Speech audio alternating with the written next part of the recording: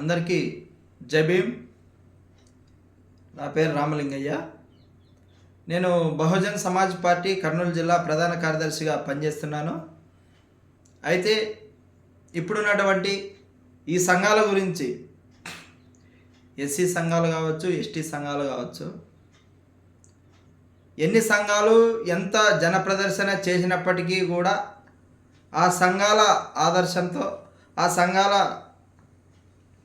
బలపరుచుకొని మనవాద పార్టీలు కావచ్చు, అగ్రవర్ణాల పార్టీలు కావచ్చు, అవి ఇచ్చే చిన్న చిన్న పదవుల కోసం జాతులను పణంగా పెట్టి జాతుల్లో ఉండే ప్రజల్ని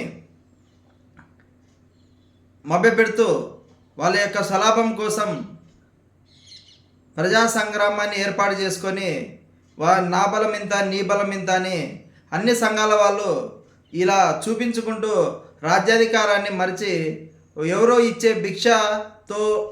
భిక్ష లాంటి పదవి కోసం ప్రజల్ని మభ్యపెడుతున్నారు. ఇది మంచి పద్ధతి కాదు. అదేవిధంగా ఈ సంఘాలు ఏర్పాటు చేసుకోవడం వల్ల ఏవైతే ఎస్సీ, ఎస్టీ, బీసీ మైనారిటీల్లో ఉన్నటువంటి ఉద్యోగులు చాలామంది అభద్రతా భావంతోనే ఉద్యోగం చేస్తున్నారు.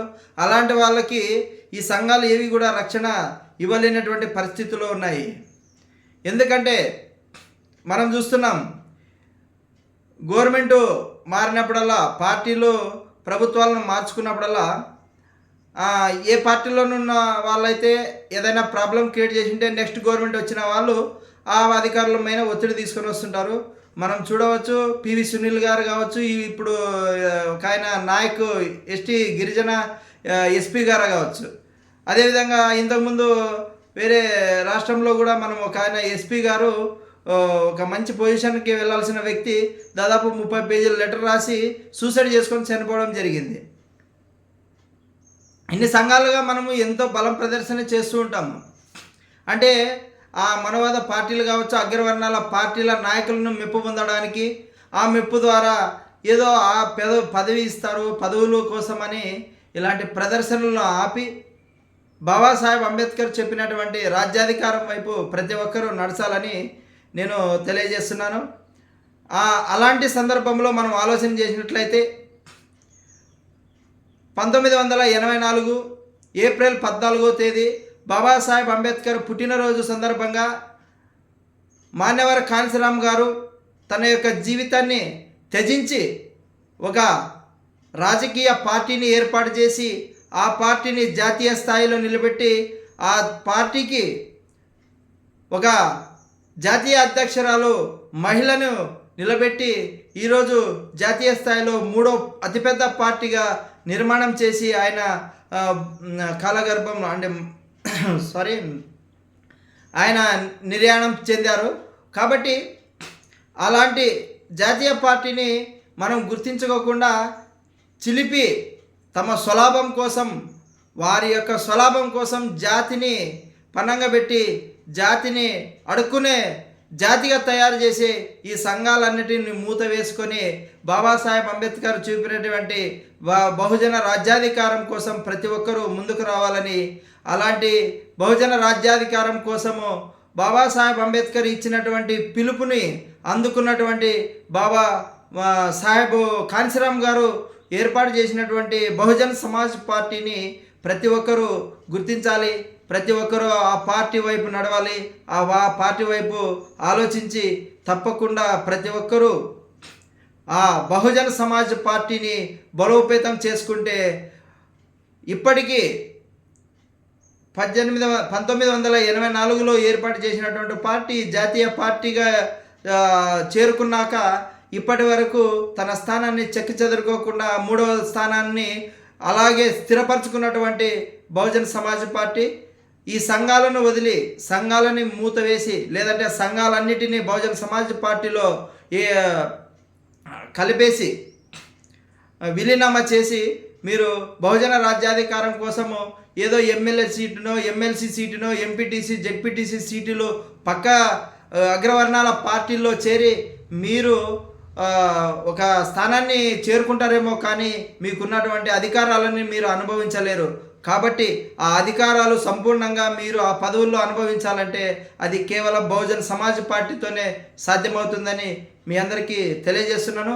తప్పకుండా మనమందరము కలిసి బహుజన రాజ్యాధికారాన్ని సాధించి బాబాసాహెబ్ అంబేద్కర్ యొక్క ఆశయాన్ని తప్పకుండా నిర్వర్తించే దిశగా ప్రతి ఒక్కరూ ఆలోచన చేస్తారని నేను కోరుకుంటున్నాను. అదేవిధంగా బహుజన రాజ్యాధికారం వస్తే మన ఎవరైతే ఐఏఎస్ ఐపీఎస్లు, అదేవిధంగా ఎంపీడీఓ ఎంఆర్ఓలు, అదేవిధంగా జిల్లా యంత్రాంగం, రాష్ట్ర యంత్రాంగం, ప్రభుత్వ ఉద్యోగులు ఎవరైతే ఉన్నారో ఎస్సీ ఎస్టీ బీసీ మైనారిటీలు వారికి భద్రత కలిగినటువంటి ఉద్యోగం ఉంటుంది, భద్రత కలిగినటువంటి జీవితాలు వాళ్ళకు ఉంటాయి. ఎందుకంటే ఎవరో చేసిన తప్పుకి ఎస్సీ ఎస్టీ బీసీ మైనారిటీలు బలిపశువులు అవుతున్నారనేసి మనం ఈ విధంగా చెప్పవచ్చు. కాబట్టి తప్పకుండా మనమందరము ముందుగా ఆలోచన చేయవలసిన విషయం ఏంటంటే బహుజన రాజ్యాధికారం వస్తే ఎలా ఉంటుందో అన్నది బహుజన సమాజ్ పార్టీ ఆధ్వర్యంలో ఉత్తరప్రదేశ్, భారతదేశంలోనే అతిపెద్ద రాష్ట్రమైన ఉత్తరప్రదేశ్లోన దాని యొక్క అభివృద్ధి గురించి మనం చూస్తే తప్పకుండా కనిపిస్తుంది. కాబట్టి అక్కడికి ఉత్తరప్రదేశ్కి వెళ్తే అక్కడ ఉన్నటువంటి ప్రజల ద్వారా మనము బహుజన సమాజ్ పార్టీ పరిపాలన అంటే ఎలా ఉంటుందో తెలియజేయడం జరుగుతుంది. తప్పకుండా ఈ ప్రజా సంఘాలు ఏవైతే ఉన్నాయో ఎస్సీ సంఘాలు కావచ్చు, ఎస్సీ సంఘాల్లోన మాలామాదిగలే కాకుండా 59 కులాలకు సంబంధించినటువంటి సంఘాలు, ఆ సంఘాల్లో చిన్నవైనా 3-4 సంఘాలు ఏర్పాటు చేసుకుని ఉంటారు, పెద్దవైతే 10-20 సంఘాలు ఏర్పాటు చేసుకుని ఉంటారు. వాళ్ళ స్వలాభం కోసం, వాళ్ళ యొక్క కుటుంబాల ప్రొటెక్షన్ కోసం, వాళ్ళ యొక్క కుటుంబాలను నడపడం కోసం వాళ్ళ సంఘాలు ఏర్పాటు చేసుకొని అలా బతకడం కాదు, మనం స్వేచ్ఛగా బాబాసాహెబ్ అంబేద్కర్ ఇచ్చినటువంటి ఆయన యొక్క ఉద్యమాన్ని అందిపుచ్చుకొని బహుజన రాజ్యాధికారం సాధించే దిశగా వెళ్తున్నటువంటి జాతీయ పార్టీ బహుజన సమాజ్ పార్టీలో మీరందరూ కలిసి వస్తే తప్పకుండా దేశాన్ని మనమే పరిపాలించే అవకాశం ఖచ్చితంగా వస్తుంది. ఈ విషయాన్ని ప్రతి ఒక్కరూ ఆలోచించి ముందడుగు వేస్తారని తెలియజేస్తున్నాను. నేను ఈరోజు ఈ వీడియో చేయడానికి ముఖ్య కారణం ఏంటంటే ఎవరైతే ఐఏఎస్ ఐపీఎస్లు ఉన్నారో వారికి కూడా ప్రభుత్వం ఉద్యోగం చేసే ప్రదేశంలో భద్రత లేదు. అలాంటి భద్రత ఉండాలంటే మనకు అగ్రవర్ణాల్లో పార్టీల్లో పనిచేయడం కాదు, బహుజన సమాజ్ పార్టీలో పనిచేస్తే తప్పకుండా మనకు, మన జాతులకు, మన ఉద్యోగ జాతులకు ప్రతి ఒక్కరికి రక్షణగా ఉంటుందనేసి నేను తెలియజేస్తూ తప్పకుండా ప్రతి ఒక్కరూ ఆలోచింపజేస్తారని అడుక్కునే జాతిగా మనం బతకకూడదు, అంది ఇచ్చే జాతులుగా మనం ఎదగాలని, అడుక్కునే జాతుల నుండి ఇచ్చే చేతులుగా మార్చినటువంటి మాన్యవర కాంశీరాం అడుగుజాడల్లో ప్రతి ఒక్కరూ నడిచే విధంగా ఆలోచింపజేస్తారని తెలియజేస్తూ జై భీమ్, జై భారత్.